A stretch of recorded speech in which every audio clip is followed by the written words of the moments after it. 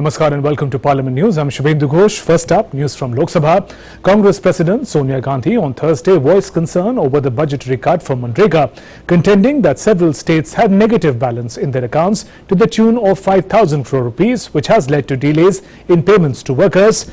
Raising the issue during the 0 hour, Gandhi urged the government to make adequate allocations to Manrega, a scheme that had helped the government during the COVID-19 pandemic, and ensure payments within 15 days. Rural Development Minister Giriraj Singh and I&B Minister Anurag Thakur hit back at Gandhi, accusing her of politicizing the issue and claimed that her remarks were far from truth. The issue raised by Honourable Member is far from the truth. The budgetary allocation for Manrega in 2013-14, that's UPA years, was rupees 33,000 crore, whereas under Prime Minister Narendra Modi, it has reached rupees 1.12 lakh crore rupees. No need to show us the mirror, Singh said. Gandhi said Manrega, which was smoked by some persons, had provided timely help to crores of affected poor families during the pandemic and played a positive role in helping the government. Still, there is regular reduction in the budgetary allocation for Manrega. This year, the budget for Manrega is 35% less than that of 2020. This comes at a time when unemployment is rising continuously, she said. Gandhi said budgetary cuts were weakening the legal guarantee of timely payment and employment. She noted that Supreme Court had likened the delay in Manrega payments with forced labour. Gandhi said that states were told that their annual labour budget will not be approved unless they meet conditions related to social audit and appointment of Lokpal. Social audit should be made effective, but workers can't be punished by stopping the money. For this, she said, I request the central government to allocate adequate funds for Manrega, ensure payment for workers within 15 days of work and pay compensation in payment of the wages, Gandhi said. Responding to Gandhi, Thakur alleged that Manrega scheme saw massive corruption under the UPA government, which was weeded out by the Modi government. He said that under Prime Minister Modi, geotagging of assets created under Manrega was introduced. Payments were directly made to the workers in their Jan Dhan accounts. Congress members were up on their feet protesting the remarks targeting the UPA made by Singh and Thakur. As the commotion continued, Thakur said it was ironic for the opposition to criticize when Union Minister had responded immediately to an issue raised by Gandhi.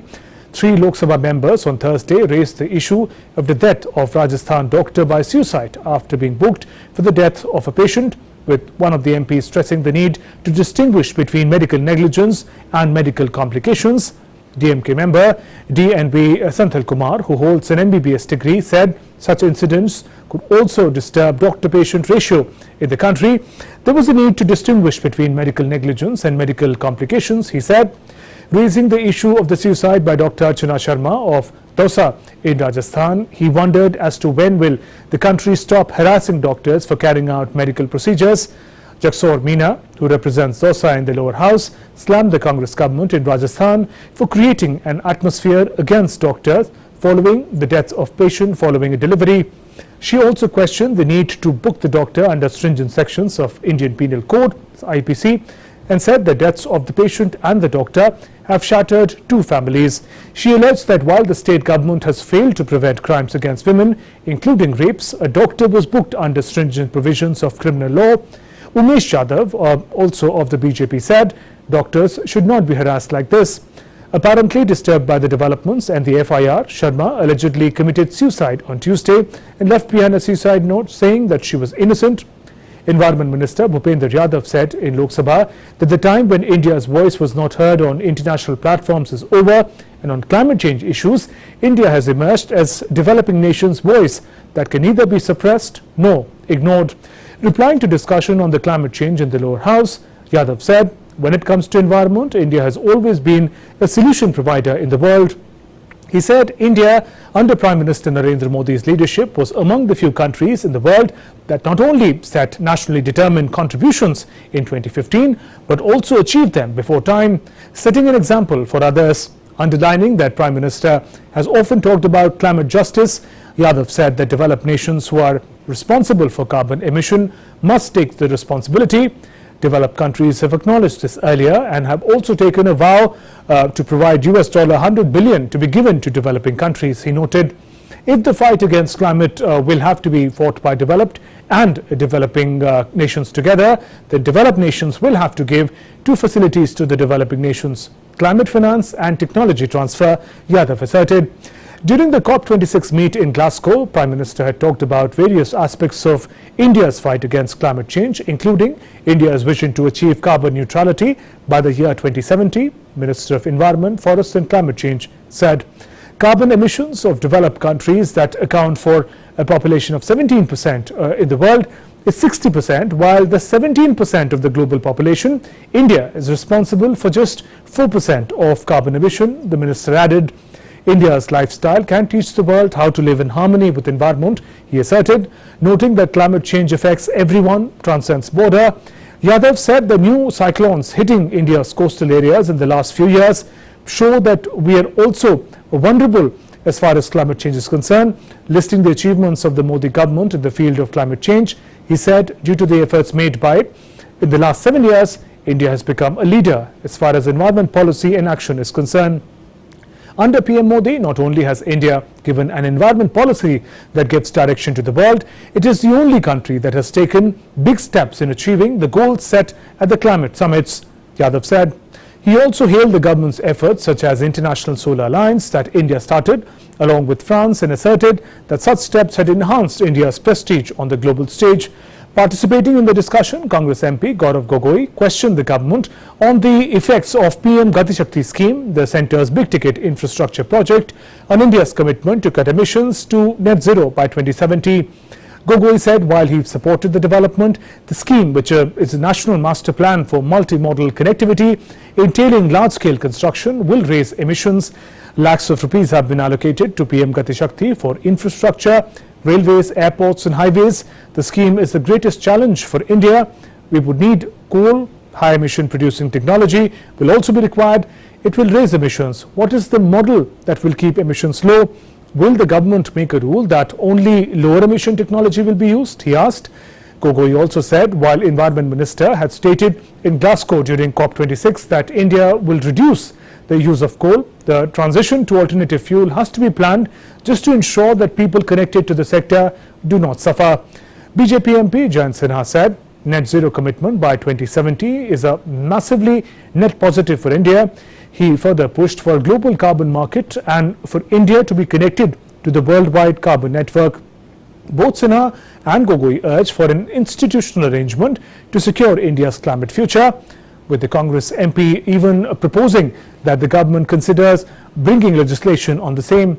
BSP's Maluk Nagar said that government should encourage electronic vehicles and proposed that neem trees be grown in abundance to curb pollution in the country. Industries responsible for emission should be asked to plant trees in proportion to their carbon footprints, he said. Shiv Sena's Arvind Sawant raised concerns over the use of lithium batteries in e-vehicles and questioned how they will be disposed of. Those were the updates from Lok Sabha. Let's now look at the updates coming in from Rajya Sabha. Rajya Sabha on Thursday bid farewell to 72 of its retiring members, with Prime Minister Modi urging them to take their experience gained from within the four walls of the House to all four directions in the best interest of the country and help inspire the coming generations. Chairman M. Venkaiah Naidu asked legislators across the country to be propelled by passion, performance and procedural integrity and desist from disrupting the law-making bodies while upholding the honour and privilege bestowed on them by the people. Several members, cutting across party lines, shared their fond memories with their retiring colleagues and hoped that they would return to the House. Many of the MPs shared emotional moments while the House witnessed some lighter moments as well. A total of 72 Rajya Sabha MPs, including 7 nominated members, are retiring between March and July this year, which is 1/3 of the strength of the House. Among them, some may return to Rajya Sabha. The retiring members represent 19 states and some of them have experience of 5 terms. Among those retiring from Rajya Sabha include A.K. Antony, Ambika Soni, P. Chidambaram, Anand Sharma, Jairam Ramesh, Suresh Prabhu, Praful Patel, Subramanian Swamy, Prasanna Acharya, Sanjay Raut, Naresh Gujral, Satish Chandra Mishra, M.C. Marikom, Swapn Das Gupta and Narendra Jadhav. In his remarks, Prime Minister Modi emphasized that experience has more power than knowledge and the MP should take it forward in the service of the nation. And we may be moving out of the four walls of this House, but we should take this experience from here to all four directions in the best interest of the country, PM said. Giving his best wishes to those referring and retiring, he told them to come again to the House. He also told them to pen down their experiences and contribution. I would want you to put in words the memories gained here to help serve as a reference point for the coming generations, Prime Minister said. The House and nation feel the loss and some sort of shortcomings in the decision making for the coming generations. When in fact experienced colleagues retire, Prime Minister said. PM Modi also noted that when experienced people retire, a lot would be said about them in the House, but the responsibility of those remaining increases. But the members who remain have to take that legacy forward, the tales of experience left behind by those retiring, PM noted. In his remarks, Naidu called upon members to ensure that the expectations and aspirations of people are incorporated in designing the laws and policies. Rajya Sabha chairman also voiced concern over the House having lost over 35% of the functional time due to disruptions since 2017. He informed the House that retiring members have a total parliamentary experience of 181 terms, including 143 terms in Rajya Sabha and 38 in Lok Sabha. Earlier, he termed the retiring members as a vast pool of considerable legislative experience, domain knowledge, parliamentary skills and proven performance in the House. It is not often that such a pool of performers retire in one go. Leader of Opposition and Senior Congress MP Mallikarjun Kharge said that after listening to Prime Minister and other members, I realized how important Rajya Sabha is. He said the upper house is a chamber of ideas and a house of intellectuals from varied fields. These are ex-chief ministers, ex-prime ministers and many ministers are part of this house. We have gained from their experience. Kharge emphasized that there can be differences of opinion. It is important that everyone works together. Noting that Rajya Sabha being a permanent house, the journey continues. He said old members will retire, new ones will come. The numbers in the opposition benches may be less, but they have strength in their argument. The problem is that arguments are not considered, but voices are counted. This is what Atalji had said, not me. He recalled Rajya Sabha Deputy Chairman Harivansh expressed confidence that retiring members, through their public engagement, would continue to work to increase the confidence of citizens and students in politics and parliamentary democracy. Senior Congress leader Anand Sharma, who too is retiring, said he never trooped in the well of the House during his entire tenure. He said he never used impolite words in his speeches and no word of his was ever expunged from the records of the House. Derek O'Brien of Trinamool Congress said that he would tell his grandchildren that when he was in Parliament, there were two former Prime Ministers, Manmohan Singh and H.D. Devagowda, and Prime Minister was Narendra Modi. DMK leader Tiruchi Siva mentioned that farewell moments are always emotional and painful. This is not the end of the road, only a bend. Siva said that, adding that there are only retiring from this august house, but their career will see them contribute in various other spheres. Recollecting that Congress's Anand Sharma often used to borrow a pen from him, Siva said, yesterday he told me he won't be asking for a pen from tomorrow. And at this, Chairman Naidu talked about his earlier days when he and former Union Minister Jaipal Reddy too often used to borrow pens from fellow lawmakers. Later I found that whenever both of us were moving towards them, many of the members would hide the pens. And Naidu said amusingly, Prasanna Acharya of the BJD, a three-time Lok Sabha MP and an MLA, thrice said before entering the Rajya Sabha he was under the impression that he had a lot of experience, but he was wrong. When I entered the House, I felt I was just a pygmy, as there were great intellectual stalwarts in Rajya Sabha. Acharya said. Retiring member Swapan Das Gupta of BJP suggested a parliamentary agenda to focus more on delivery, performance and facilitation in future instead of lawmaking that is currently followed. He said that when Parliament moves to new building, there is a case to look at whether lawmaking should become the central focus of the parliamentary agenda or move to something else. He, however, said today we have come to a situation where lawmaking is less important than delivery, performance and facilitation. Rupa Ganguly of the BJP, who admitted that she could not learn the parliamentary skills, rules and procedures during her term, suggested having a mentor program for the new members.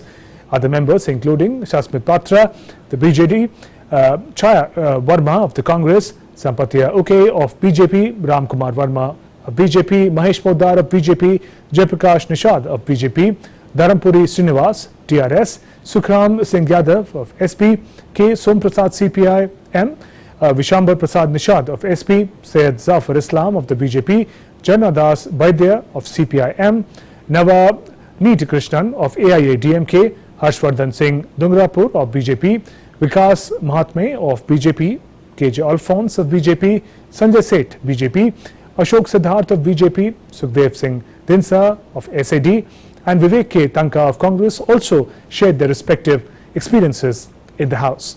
And with that, we conclude this edition of Parliament News. Namaskar.